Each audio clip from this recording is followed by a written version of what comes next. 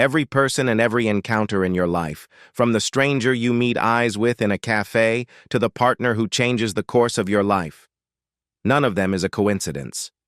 What you feel, what you carry within your inner world, whatever still awaits resolution, all of these attract the encounters you experience like a magnet. This is not a game of random events, but the perfect functioning of the Law of Resonance, one of the universe's most ancient laws. Whether you are aware of it or not, you attract what is in harmony with your inner state. What about the most challenging relationships? Even they carry vital messages that the ego doesn't want to see, but the soul needs to hear. The renowned psychologist Carl Jung believed that the most significant encounters are arranged by souls long before bodies recognize each other. In this video, you will understand why certain connections form inevitably, why specific patterns repeat in your life, and how every encounter that seems like a coincidence is, in fact, a deep reflection of your own soul. Watch until the end, because once you grasp how the law of resonance works in your relationships, you will realize that what you call coincidences are actually the language of your unconscious speaking to you. We've all experienced it, haven't we? While going about your life routinely, someone suddenly appears. A brief eye contact in a cafe, a casual chat on the subway, a message received by mistake, and nothing is ever the same again, as if an invisible hand changes the direction of your life. Although these moments might feel like a coincidence on the surface, as Carl Jung also emphasized, they never are. These encounters have no apparent logic. They don't operate by a plan, an algorithm, or control. They carry a different feeling, as if already written, woven with the delicate threads of fate. Even without conscious intention, that being has been drawn to you. It's as if an invisible thread has connected the human experiences living in two separate worlds. Jung's famous quote perfectly summarizes this situation. The person unaware of the power of the unconscious believes everything that happens to them is fate. This profound psychologist believed that these people who enter our lives are not accidents, but messengers sent to us by our soul. They are mirrors, spiritual contracts we signed even before knowing life. Modern society tends to reduce many experiences in our lives to chance, randomness, or coincidence. When we meet someone who changes our life, most people call it fate. However, very few question the deep meaning of this experience. Jung, on the other hand, believed that people enter our lives not by accident, but guided by a hidden order existing in our unconscious. This idea challenges the assumption that events are disconnected and that people we encounter are random. Jung argued that this worldview disconnects us from the powerful influences of the unconscious. Instead, he proposed that human experiences, including seemingly random encounters, are the manifestation of a meaningful alignment. He called this synchronicity, a term referring to meaningful coincidences or simultaneous occurrences. This is a subject to which Jung dedicated almost his entire life. Events that we might dismiss as mere coincidences in everyday parlance, when viewed from Jung's perspective, are indicators of a hidden harmony between the unconscious and the universe. This refers to events that are not causally connected, but carry deep personal meaning. Jung's clinical work was full of such coincidences that served as triggers in his patients' healing processes. One of the most well-known examples is the story of a patient who spoke of a golden beetle. This woman was recounting seeing a golden beetle in her dream, and at that very moment, a rare, real golden-colored beetle struck Jung's office window.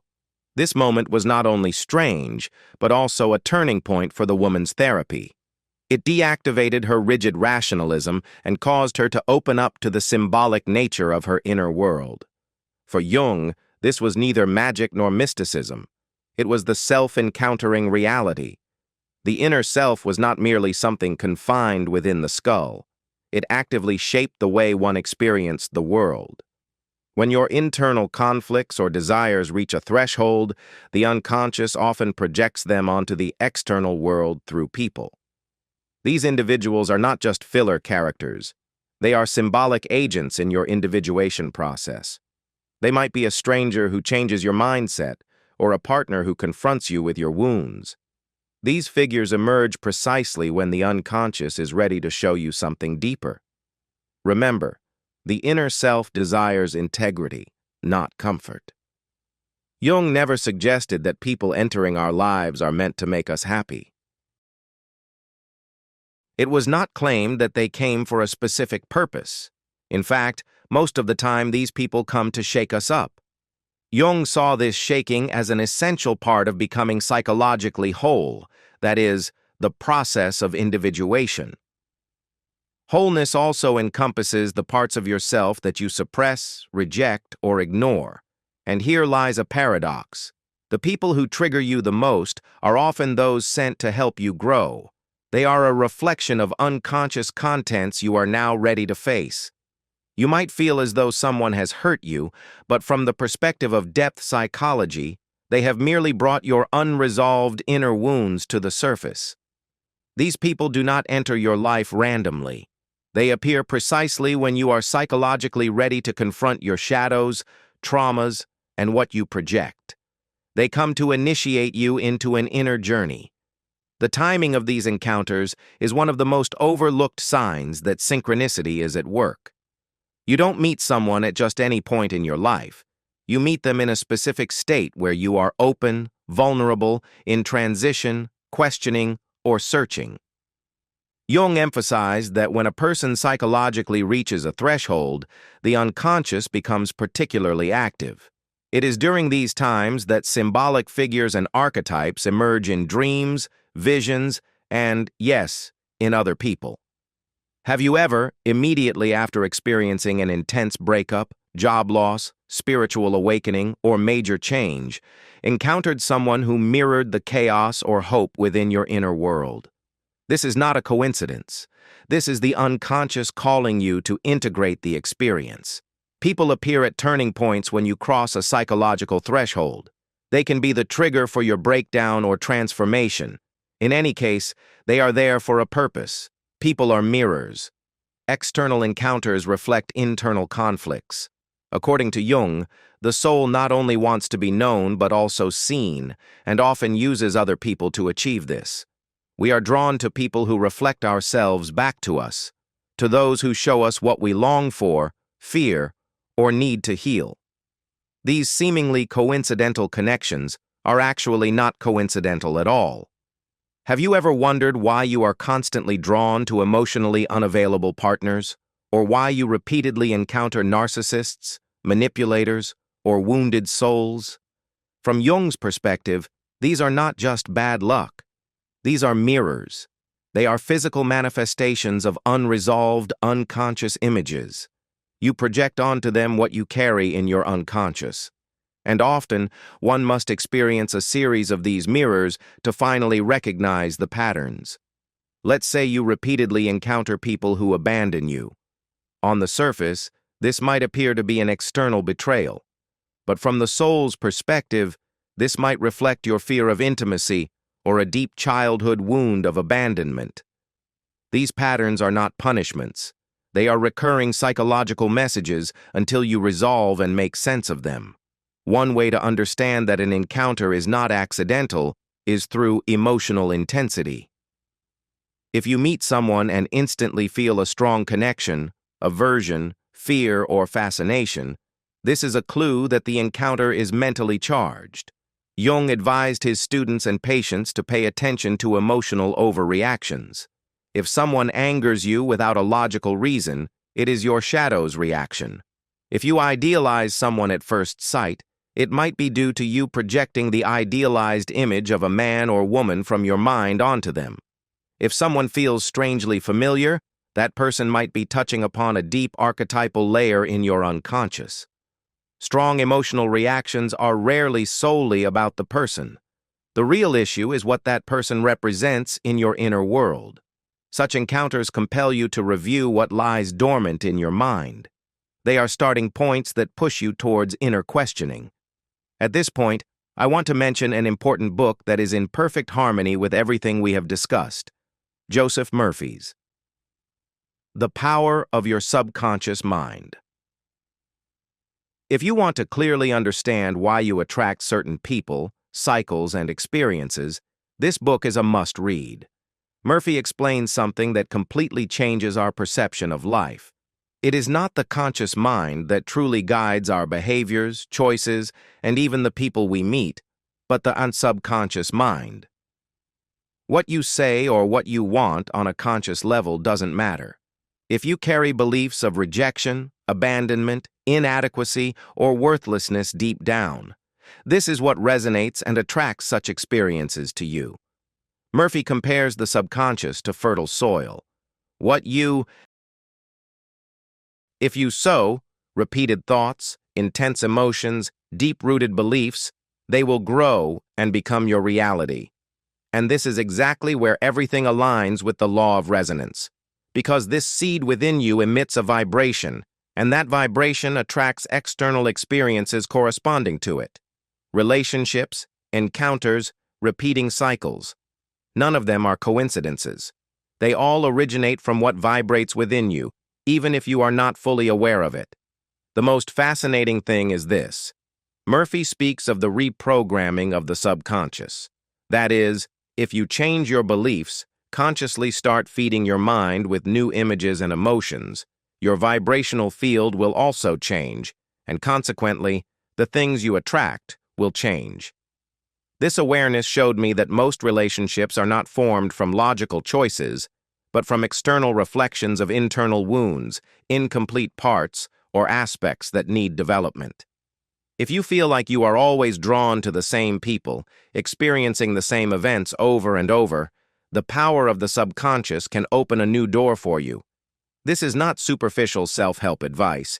It is a deep yet accessible practical explanation of how the mind works. And when an inner change begins, the outer world also starts to change. Another important truth is this. Not every relationship comes to complete you. Some come merely to remind you that you are already complete. These types of bonds are not built on lack, but on being. They do not feed fantasies.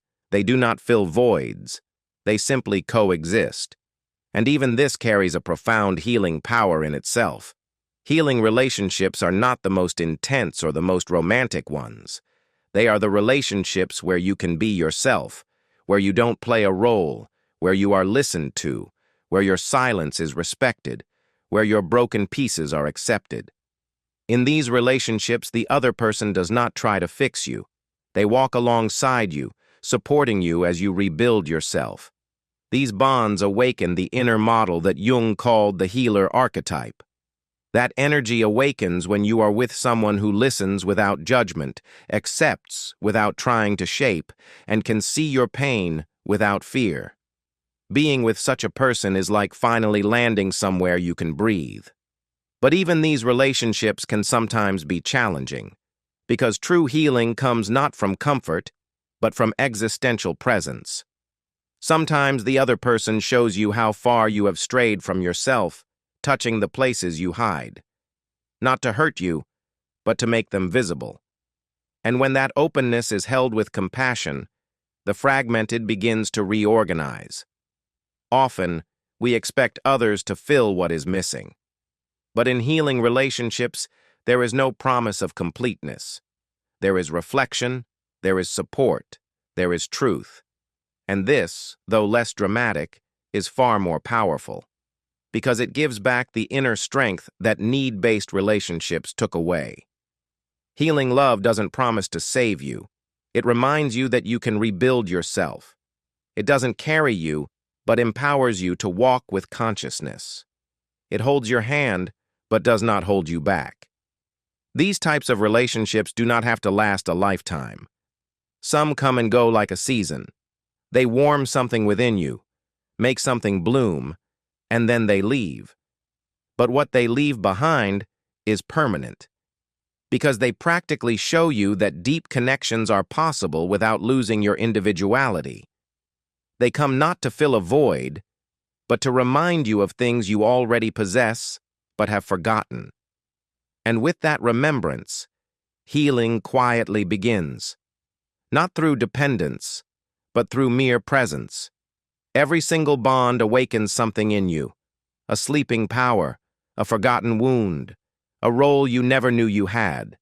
Because the person opposite you is not just a person. They are also an awakener of an archetype. According to Jung, archetypes are universal structures residing in the collective unconscious, patterns of behavior, symbolic images, and deep emotional blueprints that we all carry. When someone enters your life, they can awaken the hero, the protector, the rebel, the victim, the sage, or the wounded child, and this awakening is often unconscious. You just feel it. You feel the need to protect someone, or the desire to be rescued by them. You feel like you have been given the role of a guide, or you notice that a space has opened up where you can be vulnerable for the first time. Sometimes you fall in love not with the person, but with the role they awaken in you. And this explains why some bonds feel so intense, because they allow you to connect with the hidden parts of your soul. These archetypes are not fixed. They change as the relationship evolves. The same person might make you feel strong one day and bring you to your knees the next. This doesn't mean the bond is false. It just means it is touching different layers within you. The person is the spark, but the fire is yours. It is easy to confuse this with love, but what often happens is the meeting of internal images. You are relating not just to the person opposite you, but to what they awaken in you, what they symbolize, and what they emotionally represent. This is why some encounters leave such a mark. Not because the story lasted long, but because they awakened a nameless part of your soul. And once that part is awake, it does not sleep again. It changes your perspective, your way of bonding, your very existence. These awakenings are part of the individuation journey, because through them, you slowly start to meet the different voices that live inside you.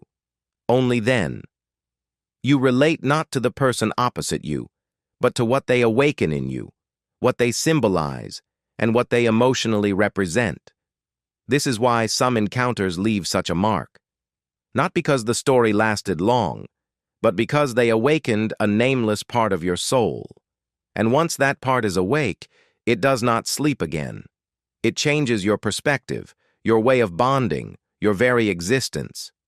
These awakenings are part of the individuation journey, because through them, you slowly begin to meet the different voices living inside you. Not every love has to be permanent. Some come to open you, and some come to break you. But even this breaking is sacred, because the purpose of some encounters is not to last, but to transform. They come like fire. They burn everything that no longer serves you, and then they leave. They leave behind silence, emptiness, longing. But they also leave a new space. These shattering bonds are often how the self reveals itself through a necessary breakdown. The ego seeks permanence and safety, but the soul seeks truth and motion. And when life becomes stagnant, love can arrive like an earthquake, a kind of emotional alchemy that reshapes everything within you. You think you lost someone, but what you truly lost was an old version of yourself that no longer suited you. But you weren't ready to let go of that old self on your own. This is exactly the role of some encounters, to shake you, to set you free. Even if the other person didn't consciously intend it, the energy of the bond already arrived with this purpose. The pain of separation does not mean the love was wasted. On the contrary, it can be a sign that it fulfilled its duty. It brought to the surface what was hidden. It exposed the idealized, dependent, and fragile pieces. It shattered illusions so that something new could be born. It is difficult to accept that some stories do not end with a conventional happy ending. But perhaps the happy ending lies in the openness that remains, the strength that emerges, and the expanded awareness. Not every loss is an end. Some are merely beginnings in a different guise. Jung views these kinds of breakdowns as part of the journey of individuation. Emotional collapse can signal the start of inner alignment. When love breaks, it reveals the incompatible, and this prepares the ground for something more real, more conscious, and more whole. Some people love you so much that, even unconsciously, they accept the task of breaking you. They push you out of your comfort zone, steering you away from a path that no longer belongs to you. They force you to be reborn. And as painful as this may be, it is also a form of love. These encounters are not mistakes of fate, they are deep alignments. And when you look at them with emotional maturity, you say, this had to break. Because only through that breaking could something truer be built. Some people only come for a season. They do not stay. They do not follow you. They do not become part of your daily life. But they leave a permanent mark. They open a door. They awaken a dormant side of you, and they leave silence behind when they go. But with time, that silence turns into a teaching. Not every bond has to be permanent to be valuable. Some are merely transitions, short, intense, and perfect cycles.